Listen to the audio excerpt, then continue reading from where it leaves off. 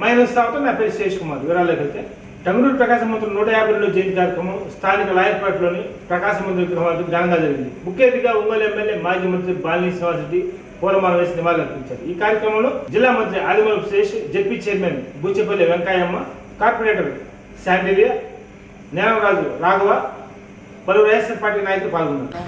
ఇది ఒక ప్రకాశం ఇద్దరుగా land mark అయిపోయింది. ప్రకాశం పంతులు గారు చదువుకున్న ప్లేస్ 60 ఏళ్ల క్రితం నేను సంగతి చెప్తున్నాను. కదా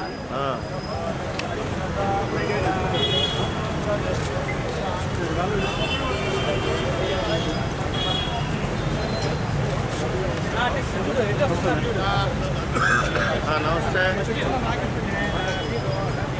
రేపు ఫ్రీ కావాలంటే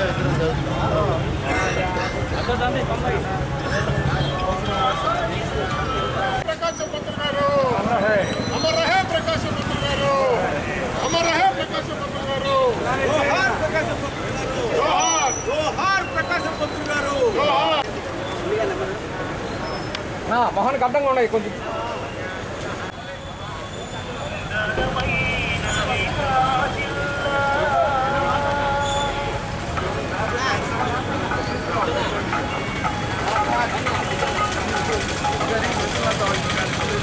మినిస్టర్ గారు శాండీ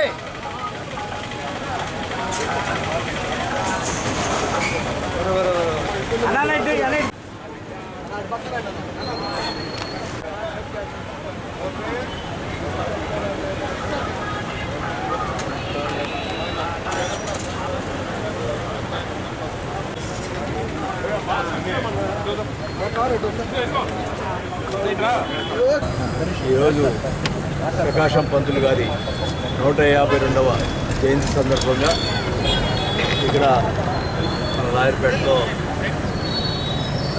ఎవరైతే రాజశేఖర్ గారు ఓపెన్ చేసినటువంటి ప్రకాశం పంతులు గారి విగ్రహానికి ప్రతి సంవత్సరం కూడా ఆయన జయంతి కానీ ఆయన మద్దతు కానీ ఇక్కడ ఆయన కార్యక్రమాలు చేయడం జరుగుతుంది. ముఖ్యంగా ప్రకాశం పంతులు గారు మరి ఈరోజు ఆయన చేసిన సేవలు నిజంగా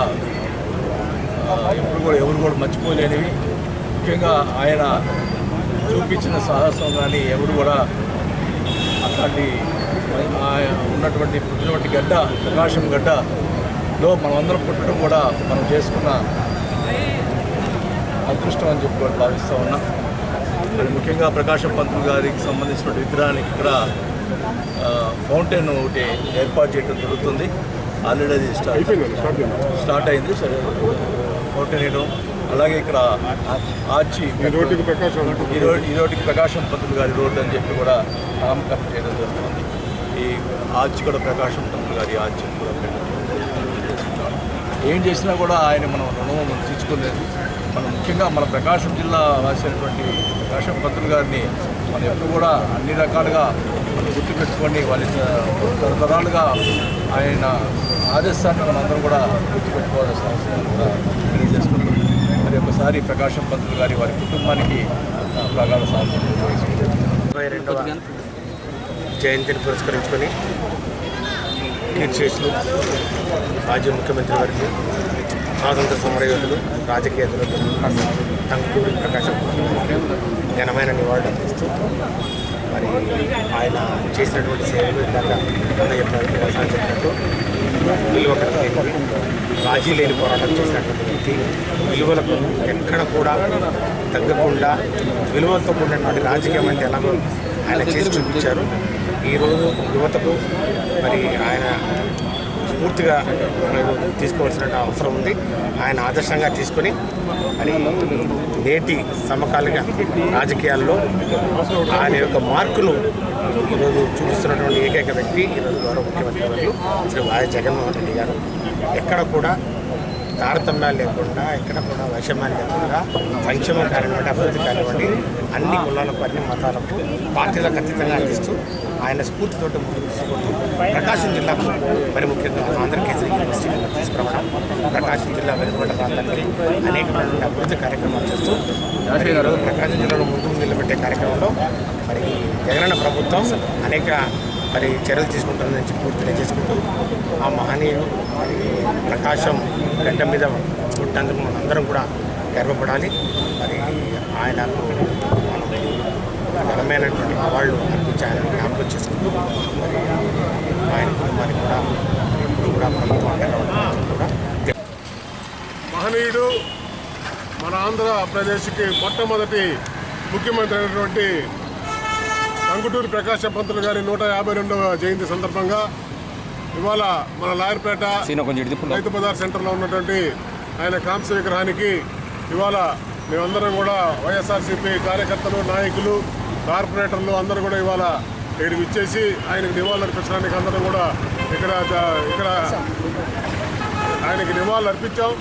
ఈ సందర్భంగా మనకి మన మాన్యులు మన ప్రకాశం జిల్లా ముద్దుబిడ్డ, ఒంగోలు టైగర్ బాలినేని శ్రీనివాసరెడ్డి గారు, అట్లనే మినిస్టర్ గారు ఆదిమూలపు సురేష్ గారు, మేయర్ గారు, మా డిప్యూటీ మేయర్లు, మిగతా పార్టీ క్యాడర్ అంతా కూడా, అట్లనే మా బ్రాహ్మణ సంఘానికి సంబంధించిన పెద్దలు, మా సిఎల్ సుబ్రహ్మణ్యం గారు కానీ, అట్లనే మాంకాల్ శాషయ్య గారు, అట్లనే మైనంపాటి సాయి గారు, ఇతర పెద్దలు వాసు గారు అందరూ కూడా ఈ కార్యక్రమానికి ఇచ్చేసి ఈ కార్యక్రమాన్ని దిగ్విజయంగా చేయడానికి మాకు తోడ్పడినందుకు అందరికీ కూడా ముందుగా హృదయపూర్వకమైనటువంటి నమస్కారాలు తెలియజేస్తూ, ముందుగా ఆంధ్రకేసరి గురించి ఒక మాట చెప్పాలంటే ఆ మహనీయుడు కడు పేద కుటుంబంలో జన్మించి ఇదే మన ప్రకాశం జిల్లా వాసయ్యి ఇక్కడ పుట్టి ఆయన రాజమహేంద్రవరం వెళ్ళి అక్కడ ఆయన లా అభ్యసించి అక్కడే లాయర్గా తర్వాత బారిస్టర్ చేసి మద్రాసులో రాజమండ్రికి అయితే ఆయన మొదటి మున్సిపల్ చైర్మన్గా కూడా ఆయన బాధ్యత నిర్వహించి తర్వాత ఉమ్మడి ఆంధ్రప్రదేశ్కి ముఖ్యమంత్రిగా, అట్లానే మన ఆంధ్రప్రదేశ్ ఏర్పడిన తర్వాత దానికి మొట్టమొదటి ముఖ్యమంత్రిగా ఆయన సేవలు అందించి ఎంతోమంది హృదయాల్ని దోచినటువంటి మహనీయుడు ఆయన.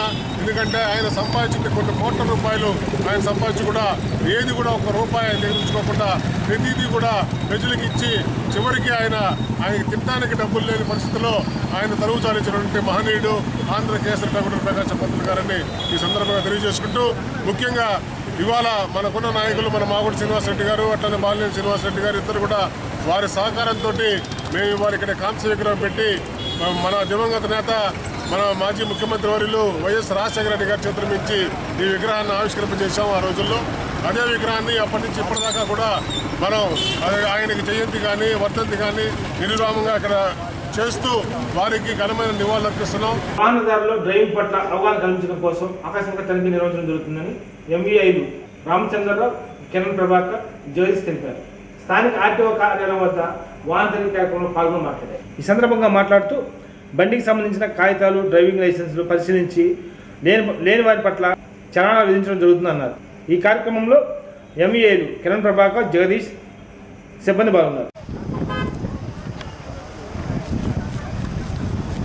రమేష్ సార్ దాటండి తెచ్చి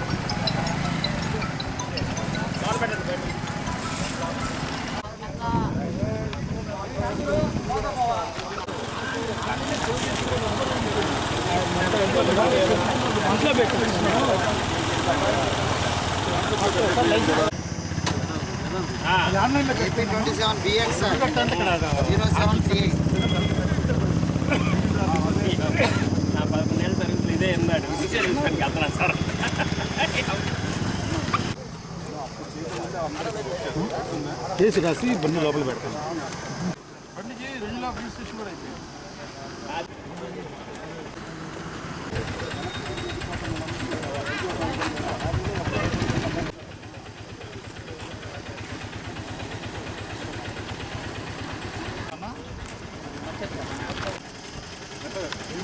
చేతులు పెట్టి కోతులు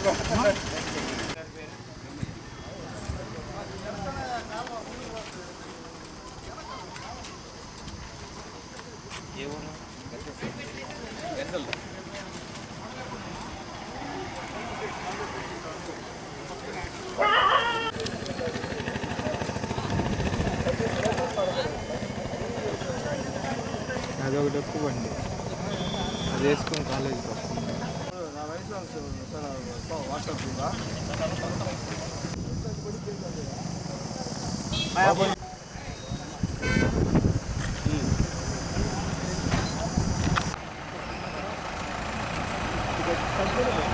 కనపడం రాకూడదు.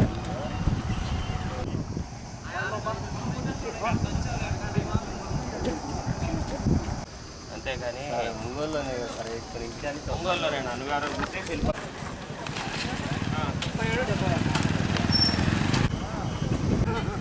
బండి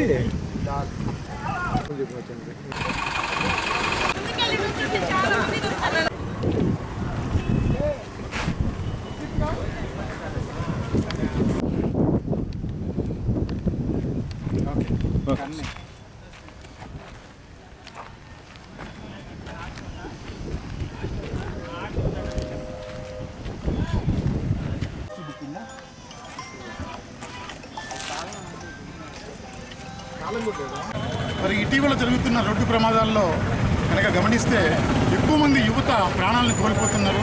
మరి ఇటువంటి ప్రాణ నష్టాన్ని అధిగమించడానికి ఈ యొక్క వాహనదారులలో ముఖ్యంగా నాన్ ట్రాన్స్పోర్ట్ వెహికల్స్ అంటే 2 వీలర్స్ 4 వీలర్స్ ప్రైవేటు వాహనాల యొక్క డ్రైవర్స్ కానివ్వండి వాహనదారులకు అవగాహన కల్పించడానికి మరి ఉన్నతాధికారుల ఆదేశాల మేరకు మేము ఈ నాన్ ట్రాన్స్పోర్ట్ వెహికల్స్ మీద ఆకస్మిక తనిఖీలు మొదలుపెట్టాము. మరి ఈ ఆకస్మిక తనిఖీలు ఇదే విధంగా కొనసాగుతాయి. ఈ ఆకస్మిక తనిఖీలలో లైసెన్స్ లేకుండా, అదేవిధంగా బండికి సంబంధించినటువంటి ఇన్సూరెన్స్ కానివ్వండి, పొల్యూషన్ కానీ లేకుండా, అంటే వాహనానికి సంబంధించి సరైనటువంటి ధృవపత్రాలు లేకుండా, మరి అదేవిధంగా మైనర్స్కి కానివ్వండి లేదా డ్రైవింగ్ లైసెన్స్ లేకుండా వాహనాలు నడపడానికి అనుమతించినటువంటి పేరెంట్స్ మీద కూడా మరి చర్యలు తీసుకోవడానికి అవకాశం ఉంటుంది. కాబట్టి మరి ఈ విషయాన్ని గమనించి మరి ప్రజలందరూ వాహనదారులు కానివ్వండి, వాహన చోదకులు అంటే డ్రైవర్స్ అందరూ కూడా వాళ్ళు వాహనాన్ని ప్రయాణించేటప్పుడు సరైనటువంటి ధృవపత్రాలను కలిగి ఉండాలని చెప్పి, మరి అదేవిధంగా ప్రయాణించేటప్పుడు రోడ్డు భద్రతా ప్రమాణాలని రోడ్డు భద్రతా నియమాలని పాటిస్తూ సురక్షితంగా డ్రైవ్ చేయాలని చెప్పి మేము కోరుతున్నాము. ఈ యొక్క ఆకస్మిక తనిఖీలు ఫ్యూచర్లో కూడా నిరంతరంగా కొనసాగుతాయి. కాబట్టి మరి ప్రజలంతా కూడా వారు వాహనం నడిపేటప్పుడు తగినటువంటి లైసెన్స్ కలిగి ఉండాలని చెప్పి మేము విజ్ఞప్తి చేస్తాం. మరొక విషయం ఏంటంటే ఇతర రాష్ట్రాల్లో కొనుగోలు చేసి మరి అక్కడ రిజిస్ట్రేషన్ చేయించుకొని మన రాష్ట్రంలో తిరిగే వాహనాల దారులు కూడా మరి ఈ యొక్క రాష్ట్రానికి రవాణా రోడ్డు పన్నుని చెల్లించాలని చెప్పి మేము విజ్ఞప్తి చేస్తున్నాము. మరి ఈ తనిఖీల్లో ఇప్పటి వరకు సుమారుగా 40 వాహనాలని కేసులు రాసి వాటిని జప్తు చేయడం జరిగింది. మరి యొక్క వాహనదారులందరూ కూడా ఈ విషయాన్ని గమనించి వాహనాన్ని నడిపేటప్పుడు వాహనానికి సంబంధించినటువంటి తగినటువంటి పత్రాలను కలిగి ఉండాలని చెప్పి మేము విజ్ఞప్తి చేస్తున్నాం. మరి డ్రైవింగ్ లైసెన్స్ లేకుండా వాహనాన్ని ఇచ్చినటువంటి పేరెంట్స్ మీద కానీ లేదా ఆ యొక్క వాహనం యొక్క యజమాని మీద కూడా మరి చర్యలు తీసుకోబడతాయి. కాబట్టి మరి ప్రజలందరూ వాహనదారులు కూడా ఈ విషయాన్ని గమనించాలని చెప్పి మేము కోరుతున్నాం. పేదరికం లేని సమాజం కోసం పాటుపడుతున్న వ్యక్తి ముఖ్యమంత్రి జగన్మోహన్ రెడ్డి అని ఎమ్మెల్సీ పోతుల సునీత అన్నారు.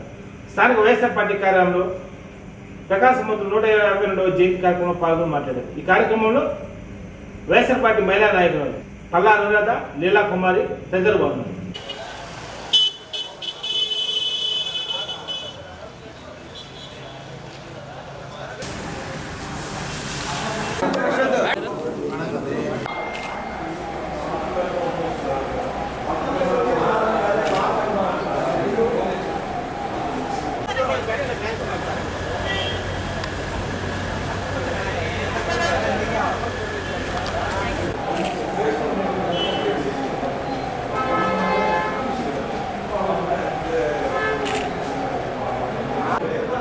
ప్రకాశం పంతులు గారి 152వ జయంతి సందర్భంగా ఈరోజు ఒంగోలు పార్టీ ఆఫీసులో ఆయనకి ఘన నివాళులు అర్పించడం జరిగింది. మరి ప్రకాశం పంతులు గారు నడియాడినటువంటి నేల ఈ ప్రకాశం జిల్లా ఒంగోలు ఎంతో మనందరం కూడా అదృష్టవంతులు. అలాంటి మహనీయులు మనకి ఉన్నందుకు మరి ఎంతో పేదరికంలో పుట్టి మరి పెద్ద చదువులు చదువుకొని ఒక మేధావిగా, ఒక లాయర్గా, మరి మన ఆంధ్రప్రదేశ్ మొదటి ముఖ్యమంత్రిగా, స్వాతంత్ర పోరాటంలో కూడా మరి స్వాతంత్ర సమరయోధునిగా బ్రిటిష్ వారి యొక్క తుపాకులకు తన గుండెని ఎదురొడ్డి నిలబడినటువంటి ధీరుడు, ధైర్యవంతుడు ప్రకాశం పంతులు గారు. మరి ఆయనని స్ఫూర్తిగా తీసుకోవాల్సిన అవసరం ఈనాటి యువతకి ఎంతైనా ఉంది. మరి ఒక నిజాయితీకి, నీతికి, నిబద్ధతకి మరి చాలా కొలమానం టంగుటూరి ప్రకాశం పంతులు గారు. మరి అలాంటి మహానుభావుని యొక్క స్ఫూర్తి, ఆదర్శాలు ఈరోజు మన గౌరవ ముఖ్యమంత్రి జగన్మోహన్ రెడ్డి గారు కూడా ఈ ఆంధ్రప్రదేశ్లో 50 నెలల ప్రభుత్వంలో మరి సంక్షేమము అభివృద్ధి ధ్యేయంగా ఈరోజు పేదరికాన్ని పోగొడుతూ పేదరికం లేని సమాజం కోసం నవ సమాజం కోసం ఈరోజు కంకణం కట్టుకుని ఒక లక్ష్యంతో అన్ని వర్గాల కోసం పనిచేస్తున్నటువంటి ముఖ్యమంత్రి సామాజిక న్యాయమే ధ్యేయంగా విద్య వైద్య వ్యవసాయ రంగాల్లో కూడా విప్లవాత్మకమైన మార్పులు తీసుకొచ్చి ఈరోజు ప్రభుత్వాన్ని ప్రజల దగ్గరికే చేరుస్తున్నటువంటి ముఖ్యమంత్రి అవినీతి లేకుండా పారదర్శకంగా ఈరోజు డీబీటీ నాన్ డీబీటీ ద్వారా 4,65,000 కోట్ల రూపాయలు పేద సంక్షేమ వర్గాలకన్నిటికీ కూడా మరి సంక్షేమాన్ని అందించినటువంటి ముఖ్యమంత్రి జగన్మోహన్ రెడ్డి గారు మరి ఇవన్నీ చూసి ఓర్చుకోలేనటువంటి ప్రతిపక్ష పార్టీలు ఈ 4 సంవత్సరాలు కూడా గగ్గోలు పెడుతూ వాళ్ళకి తందానా కొడుతున్నటువంటి పచ్చ మీడియా కూడా ఈరోజు 4 సంవత్సరాల నుంచి కూడా విషప్రాంతాలు రాస్తూ మరి ముఖ్యమంత్రి పైన బురద తల్లే కార్యక్రమాలే చేశారు. ఈరోజు మరి చంద్రబాబు నాయుడు ఒక కొత్త దానికి తెరలేపాడు. దొంగ ఓట్లు అని చెప్పి ఈరోజు ఆయన మాట్లాడుతున్నటువంటి తీరు ఆంధ్రప్రదేశ్లో చాలా సిగ్గుచేటు. ఎందుకంటే 2014 నుంచి 19 వరకు ముఖ్యమంత్రిగా ఉండి మరి ఆ రోజు ఏదో విధంగా దొడ్డిదారిన ప్రభుత్వాన్ని చేపట్టాలని చెప్పి ఒక దురుద్దేశంతోన దొంగ ఓట్లన్నీ కూడా లక్షలాది ఓట్లు రాయించినటువంటి చంద్రబాబు నాయుడు ప్రభుత్వ డేటానే దొంగలించినటువంటి నీచ చరిత్ర చంద్రబాబు నాయుడుది. మరి ఈరోజు జగనన్న ప్రభుత్వంపై బురద చల్లుతూ ఇలాంటి మాటలు మాట్లాడడం చాలా నీచము. ఈరోజు ఎన్నికల కమిషన్ ఏదైతే ఉందో వాళ్ళందరూ కూడా ఈరోజు ఈ రాష్ట్రంలో పర్యటన చేస్తూ మరి దానికి ఆ ఆధార్ కూడా అనుసంధానం చేయటం వల్ల ఈరోజు చంద్రబాబు నాయుడు ప్రభుత్వంలో చేరిన దొంగ ఓట్లన్నీ కూడా ఈరోజు బయటపడుతున్నాయి. ఇవన్నీ తెలుసుకోకుండా చంద్రబాబు నాయుడు కావాలని చెప్పి ప్రజలకు చేరువైనటువంటి జగన్మోహన్ రెడ్డి గారి పరిపాలన పైన మరొకసారి విషయం కక్కడానికి బురద చల్లడానికి మాట్లాడుతున్నటువంటి మాటలు ఇవన్నీ. మరి ఈరోజు ఆయన ఎన్నికల కమిషన్కి ఫిర్యాదు చేస్తాను, ఢిల్లీ వెళ్తానని మాట్లాడితే ఆయన ప్రభుత్వంలో దొంగ ఓట్లు రాయించి మరి ఈరోజు జగన్మోహన్ రెడ్డి గారి పైన బురద చల్లడం ఎంతవరకు సమంజసమిదని చెప్పి కూడా నేను చంద్రబాబు నాయుడుని ప్రశ్నిస్తున్నాను.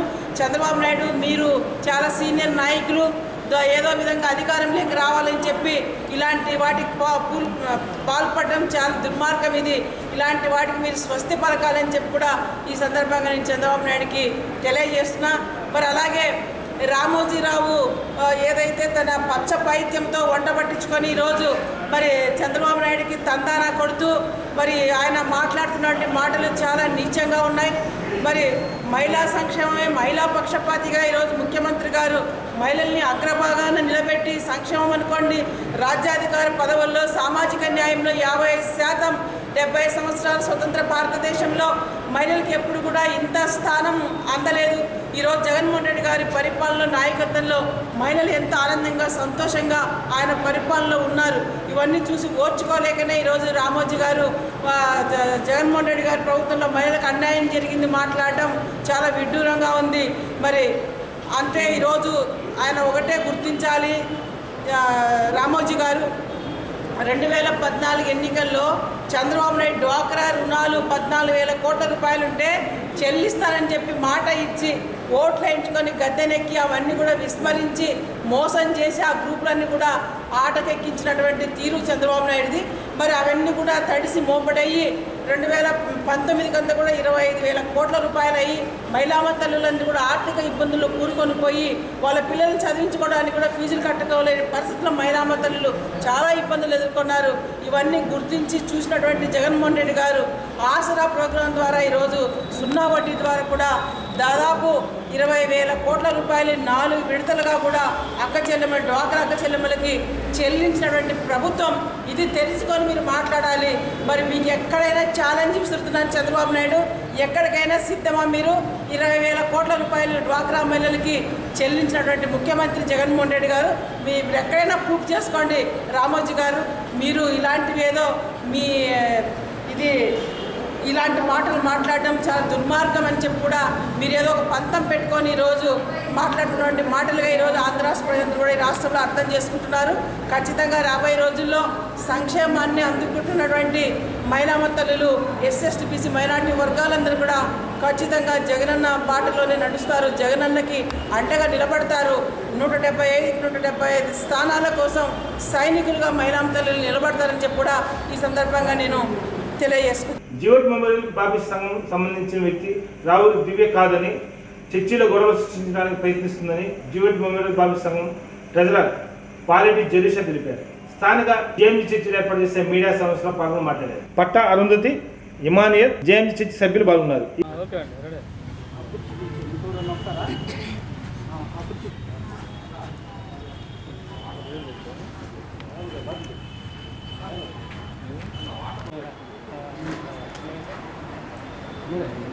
ఉన్నారండి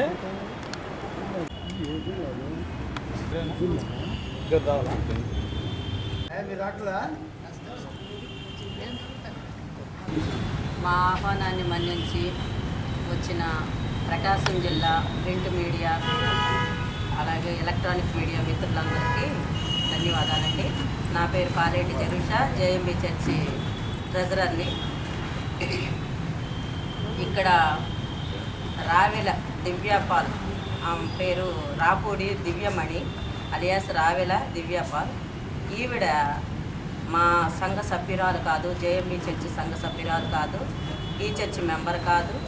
అటువంటి ఆవిడ జేఎంబీ చర్చి ఆస్తుల కోసం ఆవిడ గుళ్ళకమ్మ దగ్గర ఉన్న జేఎంబీ ప్రాపర్టీని ఆక్యుపై చేయాలని వచ్చింది. అక్కడ ఉన్న మా జేఎంబీ చర్చి సంఘ సభ్యులు అడ్డుకొని ఆవిడని అక్కడి నుంచి తరివేశారు.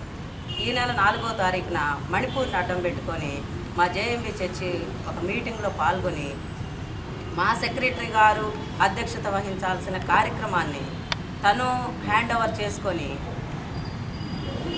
ఒక సభ లాంటిది జరిపి ఇప్పుడు మణిపూర్కి మేము సెకండ్ ఆఫరింగ్ తీసాము, ఆ డబ్బులు తనకి ఇవ్వలేదని నేను ఒక ప్రకటన చేశానండి. సండే ఎవరైతే నిజముగా మణిపూర్ వెళ్తారో వాళ్ళకి మా చర్చి పాస్టర్ గారు అయినటువంటి అగస్టిన్ గారి చేతుల మీదకి అందిస్తామని ఆవిడ అడిగితే ఇవ్వలేదని మా మీద అక్రమ కేసులు ఎస్పీ గారికి కంప్లైంట్ చేయటము, పర్సనల్గా వెళ్ళిపోయి మాకు అబ్యూజ్ మెసేజ్లు పెట్టడము, కమిటీ వాళ్ళని టార్గెట్ చేయటము, శ్రేల సమాజం ప్రెసిడెంట్ అట్లా చర్చి మెంబర్స్ ఎవరైతే ఉన్నారో ఆమెను క్వశ్చన్ చేసిన ప్రతి ఒక్కరి మీద అక్రమ కేసులు పెట్టి మమ్మల్ని మా ఆఫీసులకు వచ్చి మా మీద అక్రమ కేసులు పెట్టి తను ఒక మహిళా మండలి అధ్యక్షురాలు అని చెప్పుకుంటుంది.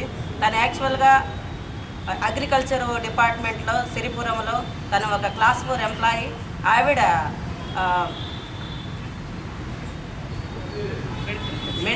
మెడికల్ లీవ్లో వచ్చి ఇక్కడ ఆస్తుల కోసము డబ్బులు ఎట్లాగైనా సంపాదించాలనే దురుద్దేశంతో మా చర్చిలో గొడవలు పెడుతూ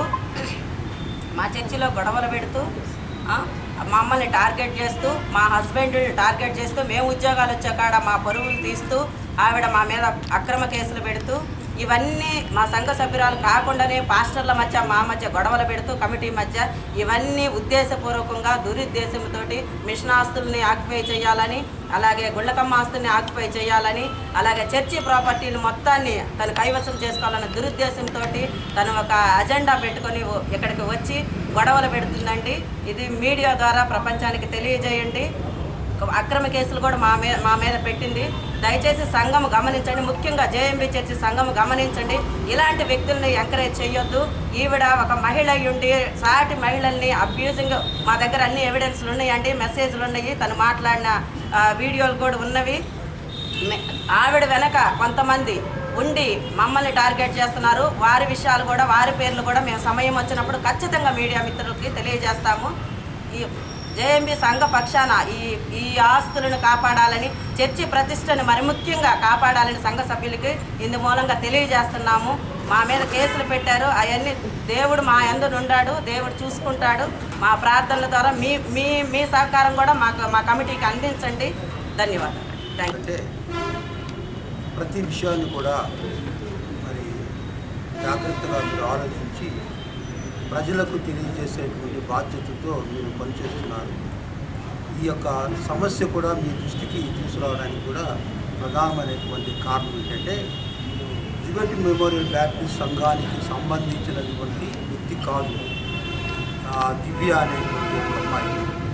ఆ అమ్మాయి మరి గుంటూరు ప్రాంతం నుంచి వచ్చి ఇక్కడ మరి 17వ తారీఖున ఫస్ట్ 4వ తారీఖున ఒక రౌండ్ టేబుల్ సమావేశం జరిపాం. అది కేవలం ఏంటంటే మణిపూర్లో జరిగినటువంటి విక్టిమ్స్కి కొంత ఆర్థిక సహాయము మన చర్చి ద్వారా పంపించాలనేటువంటి ఉద్దేశంతో 4వ తారీఖున జరిగింది. ఆ తర్వాత 13వ తారీఖున ఒక మంచి బహిరంగ సభ ఎస్ఎం కాలేజీలో జరిగింది. అయితే మమ్మల్ని ఏర్పాటు చేసి వివిధ శాఖల్లో ఏర్పాటు చేసి మమ్మల్ని ఆహ్వానించకుండానే ఆ అమ్మాయి ఒంటెత్తి పోకడంతో ఆ యొక్క సభను ఆదివారం సభ నిర్వహించింది. ఆ తర్వాత 17వ తారీఖున మన బ్యాప్టిస్ట్ మిషనరీ విలియం కేరీ గారి యొక్క జయంతి ఉత్సవాల్లో మరి చర్చిలో జరిగినప్పుడు ఆహ్వానించకుండానే వచ్చి మరి అక్కడ కొంత గొడవ స్టార్ట్ చేసింది. రావడంతోనే కొంతమంది మహిళా మండలి అధ్యక్షురాలనే పేరుతో 4 మహిళలు, వాళ్ళు ఎవరో మనకు తెలియదు, వాళ్ళని తీసుకొని వచ్చి ఒక్కసారిగా దౌర్జన్యానికి దిగింది.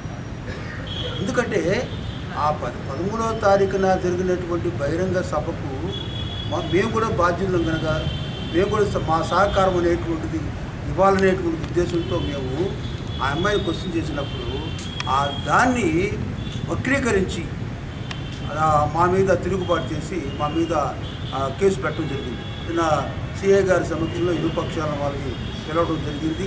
మరి ఆమె చెప్పారు, నువ్వు ఎందుకు వచ్చావు, నీకేం సంబంధం అని కూడా సిఐ గారు అడిగారు. అయినప్పుడు కూడా ఆ అమ్మాయి ఎస్పీ గారి దగ్గరికి వెళ్ళి కంప్లైంట్ చేసింది. ఆ తర్వాత కూటమిలో కంప్లైంట్ చేసింది.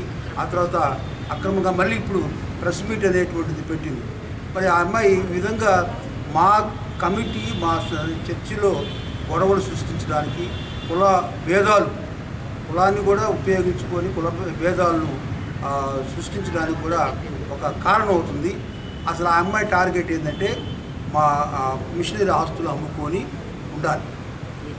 అన్ని చోట్ల ఈవెన్ మిషన్ హాస్పిటల్ దగ్గర కూడా మరి అది ఎంతో కాపాడుకుంటే దాని దగ్గర కూడా కొన్ని అడ్వాన్స్ తీసుకొని దాని మీద కూడా టార్గెట్ చేశారు. కాబట్టి వీళ్ళ యొక్క వృత్తి ఏంటంటే మిషన్ ప్రాపర్టీ ఎక్కడైతే ఉంటుందో వాటి మీద అక్రమంగా మరి వీళ్ళు సంపాదన అనేటువంటిది ధ్యేయంతో ఉన్నారు. అటువంటి ఈ యొక్క దుష్ట శక్తుల యొక్క ప్రభావం అనేటువంటిది లేకుండా మరి పూర్తిగా రక్షణ మీ ద్వారా ప్రజలకు తెలియజేయాలి. టంగుటూరి ప్రకాశం పంతులు 152వ జయంతి కార్యక్రమం ఒంగోలు వైఎస్ఆర్ పార్టీ కార్యాలయంలో నగర పార్టీ అధ్యక్షులు కటార్ శంకర్ ఆధ్వర్యంలో ఘనంగా జరిగింది. ముఖ్య అతిథిగా ఒంగోలు ఎమ్మెల్యే మాజీ మంత్రి బాలినేని శ్రీనివాసరెడ్డి, జిల్లా మంత్రి Adimulapu Suresh, ZP chairman Bucheppalli Venkayamma, MLC Pothula Sunitha, నగర పార్టీ నాయకులు కటార్ శంకర్, వైఎస్ఆర్ పార్టీ మహిళా జిల్లా అధ్యక్షురాలు తమ్మినేని మాధవి, లీలా కుమారి, కార్పొరేటర్లు తదితరులు బాగున్నారు.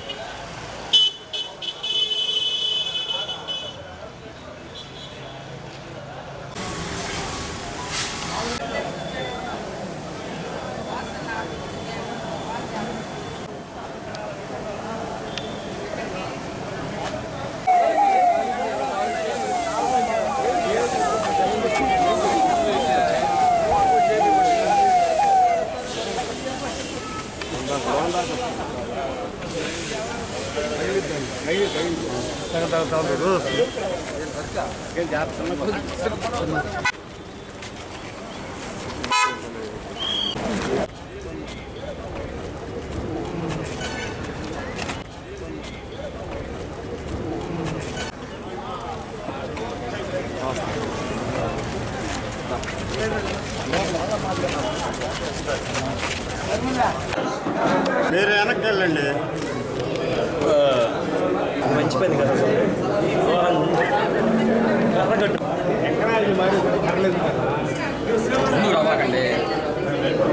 ఎక్కడ ఉండవు మీరే తీసుకోండి. ఎక్కడ ఉండవు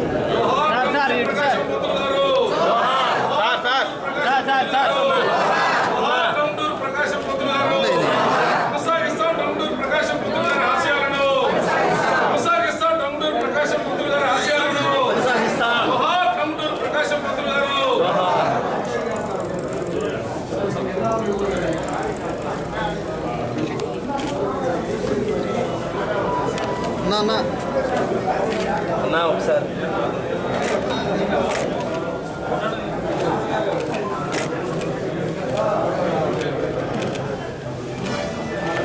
అన్యాయాన్ని ప్రశ్నించినందుకు 2000 CI జగదీష్ మహిళలను చూడకుండా ఎదురు కేసు పెట్టాడని సోషల్ వర్కర్ రావులు దివ్య ఆరోపించారు.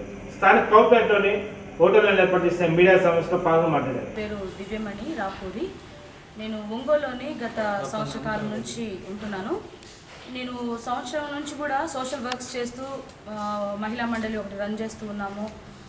ఈ సందర్భంలోని మేము ఈ నెల 13వ తారీఖున ఒక మణిపూర్లో జరుగుతున్నటువంటి అల్లర్లకు వ్యతిరేకంగా ఒక ప్రార్థనా కూడికను మేము ఒక సభ జరిగించాము. అందులోని ప్రథమ స్టీరింగ్ కమిటీగా పెట్టినటువంటి ఆ కమిటీలోని పాలేటి జరుషా జేఎంబీ చర్చ్లోని అగస్టిన్ పాస్టర్ గారి వర్గంలోని ట్రెజరర్గా పనిచేస్తున్నటువంటి పాలేటి జరుషా అనేటువంటి ఆమె, తేళ్ల ఇమాన్యుయల్ అనేటువంటి వ్యక్తి మరియు పట్ట అరుంధతి అనేటువంటి వీళ్ళు ముగ్గురు కూడా అగస్టిన్ పాస్టర్ గారి వైపు ఆ చర్చ్లో ఉంటూ ఉంటారు. ఈ ముగ్గురు వాళ్ళకి స్టీరింగ్ కమిటీలోని వాళ్ళని పెట్టలేదని వాళ్ళు నా మీద గొడవ పెట్టుకోవడం జరిగింది. దీని మీద వాళ్ళు మాట్లాడుతూనే ఉన్నా, నాకు ఫోన్లు చేస్తున్నారు, నాకు భయపెడుతూ మెసేజ్లు పెడుతున్నారు వాట్సాప్లో. నేను తిరిగి మెసేజ్ పెట్టాను. ఈ సందర్భంలోని ఈ నెల 17వ తారీఖున విలియం కేరీ గారి బర్త్డే సందర్భంగా జేఎంబీ చర్చ్లోని ఆషిర్ పాల్ పెట్టినటువంటి ప్రార్థనా కూడికి నేను వెళ్ళడం జరిగింది. అక్కడ జరిగి అయిపోయి వచ్చిన తర్వాత సుమారు 7:20 నిమిషాల సమయంలోని పాలేటి జరుషా, తేళ్ల ఇమాన్యుయల్, పట్ట అరుంధతి అనేటువంటి ముగ్గురు మరియు వీళ్ళతో పాటుగా జేఎంబీ చర్చ్లో ఉన్నటువంటి కొంతమంది వ్యక్తులు వాళ్ళని డబ్బులు ఇచ్చి బయట వాళ్ళని కూడా కొంతమందిని తెచ్చుకొని వీళ్ళు ముగ్గురు కూడా నా మీద అతి దారుణంగా భయంకరంగా నా మీద వీళ్ళు చేతులేయటం, కొట్టడం, నా బట్టలు చించివేయడం జరిగింది. ఈ విషయం గురించి నేను ప్రాధాయపడితే నన్ను మోకాళ్ళ మీద కూర్చోబెట్టి నాతో క్షమాపణ కూడా చెప్పించారు. ఈ సందర్భంగా నేను ఈ కేసు విషయంలో నాకు అన్యాయం జరిగింది, ఇట్లా జరిగిన విషయాన్ని చెప్పడానికి నేను 2 టౌన్ పోలీస్ స్టేషన్కి వెళ్తే కంప్లైంట్ కూడా రాశాను. అక్కడ సీసీ కెమెరాస్ చూస్తే తెలుస్తుంది. కంప్లైంట్ కూడా రాశాను. సిఐ గారు కంప్లైంట్ తీసుకోకుండా సామరస్యంగా దీన్ని పెట్టాలని చెప్పి చూశారు. ఇద్దరికి ఒప్పందం చేయించాలని చెప్పేసి చూశారు, కానీ నేను దానికి ఒప్పుకోలేదు. సరే, అక్కడ నుంచి నేను ఎస్పీ గారిని నిన్న సోమవారం రోజు ఎస్పీ గారిని కలిశాను. మేడం చాలా బాగా స్పందించారు, మీరు వెళ్ళండి, వాళ్ళు వెంటనే మీకు ఎఫ్ఐఆర్ కడతారని చెప్పి మేడం నాకు మాట ఇచ్చి పంపించారు. డిఎస్పీ గారు కూడా నాకు సహకరించారు. అక్కడ నుంచి పోలీస్ స్టేషన్కి వచ్చాను. నిన్న సాయంత్రం 5 గంటల ప్రాంతంలో నేను తిరిగి మళ్ళీ సిఐ గారు పిలిచారని చెప్పి వెళ్ళాను అనమాట పోలీస్ స్టేషన్కి. ఈ పోలీస్ స్టేషన్కి వెళ్ళినప్పుడు సిఐ గారు జరుషాని పిలిపించి జరుషాతో అప్పుడు ఉన్న పళంగా 7:30 ప్రాంతంలోని కంప్లైంట్ రాయించారు. నేను కంప్లైంట్ ఇచ్చింది సోమవారం రోజు ఉదయం మధ్యాహ్నం టైంలో నేను కంప్లైంట్ ఇచ్చాను. నేను సాయంత్రం ఆమెతో కంప్లైంట్ తీసుకొని ఆవిడ కూడా కౌంటర్ కంప్లైంట్ ఇచ్చింది కాబట్టి మేము కంప్లైంట్ 2 కూడా ఎస్పీ గారే చేయమన్నారని చెప్పి ఈయన నన్ను బెదిరించారు. తర్వాత నేను అక్కడే కూర్చొని, లేదు సార్, ఒకవేళ కంప్లైంట్ పెట్టారంటే పెట్టండి అని, మీ మీద కేసు అవుతుంది గుర్తుపెట్టుకోండి అని నన్ను సిఐ గారు పదే బెదిరిస్తున్నారు. అయినా సరే పర్లేదు సార్, నేను ప్రూవ్ చేసుకోగలను, వాట్ అని నేను ప్రూవ్ చేసుకోగలను చెప్పి సిఐ గారితో చెప్తే మళ్ళీ ఆ జరుషా బృందాన్ని నా దగ్గర పంపించి నన్ను బతిమలాడిచ్చారు. సరే, బతిమలాడిచ్చినా నేను ఒప్పుకుందును. తర్వాత మళ్ళీ నేను సరైన సర్దుమణిగి పోయి కూర్చుంటే మళ్ళీ నా క్యారెక్టర్ గురించి జరుషా ఆమె మాట్లాడుతోంది. అంటే ఒక అన్యాయం జరిగినప్పుడు నేను ప్రశ్నించడం నాకు హక్కు లేదా? ఒక అన్యాయం జరిగినప్పుడు పోలీస్ స్టేషన్కి వెళితే ఆడపిల్లలకు జరిగే న్యాయం ఇదా? ఈరోజు ఉదయం కూడా నేను ఫోన్ చేశాను, సార్ ఎఫ్ఐఆర్ కడతానన్నారు కదా, సరే నేను ఒప్పుకున్నాను కానీ ఆమె నా మాట వింటలేదు కదా సార్, మీ ముందే ఆమె నన్ను ఇష్టం వచ్చినట్టు మాట్లాడింది కదా అని చెప్పి సిఐ గారికి కాల్ చేస్తే, అమ్మ మిమ్మల్ని నేను పిలిపిస్తాను, ఎఫ్ఐఆర్ కడతానని చెప్పేసి మాట ఇచ్చారు. మార్నింగ్ ఇందాకలా 5:30 ప్రాంతంలోని కానిస్టేబుల్, ఒక లేడీ కానిస్టేబుల్ని, ఒక జెంట్ కానిస్టేబుల్ని పంపించి నన్ను బలవంతంగా తీసుకెళ్లి బైండ్ ఓవర్ చేయించాలని సిఐ గారు పథకం పన్నుతున్నారు. ఈ విషయం వెనకాల సిఐ గారికి ఉన్నటువంటి ఇంట్రెస్ట్ ఏంటో నాకు అర్థం కావట్లేదు. స్వయాన ఎస్పీ గారే కంప్లైంట్ కట్టమన్నప్పుడు సిఐ గారు ఎందుకు అలసత్వం చేస్తున్నారు, ఎందుకు అశ్రద్ధ చేస్తున్నారు, సిఐ గారు ఎందుకు అమ్ముడుపోయారు? ఒక ఆడపిల్లకి అన్యాయం జరిగినప్పుడు ప్రశ్నిస్తున్నటువంటి వాళ్ళని కూడా నోరు నొక్కే ప్రయత్నం ఎందుకు చేస్తున్నారో నాకు అర్థం కావట్లేదు. ఉన్న పళ్ళంగా నేను సార్ మీరు అట్లా కరెక్ట్ కాదు, మీరు ఎఫ్ఐఆర్ కట్టండి, నేను వచ్చి కావాలని బైండ్ ఓవర్ అవుతానంటే నన్ను బెదిరిస్తున్నారే తప్పితే కనీసము నా గోడు వినిపించుకునే పరిస్థితిలో సిఐ గారు 2 town police station CI Jagadish గారు లేరు అనడానికి నేనేం మాత్రం ఆలోచించట్లేదు. ఎందుకు నా మీద ఏంటి ఆయనకు అంత కక్ష? ఒక ఆడపిల్లకి అన్యాయం జరిగింది, నేను పోలీస్ స్టేషన్ వెళితే ఇదా? నా ఇద్దరు పిల్లలు ఆడపిల్లలు, మా తాతయ్య గారు మా మామగారు పేషెంట్, ఆయన బెడ్లో ఉంటారు.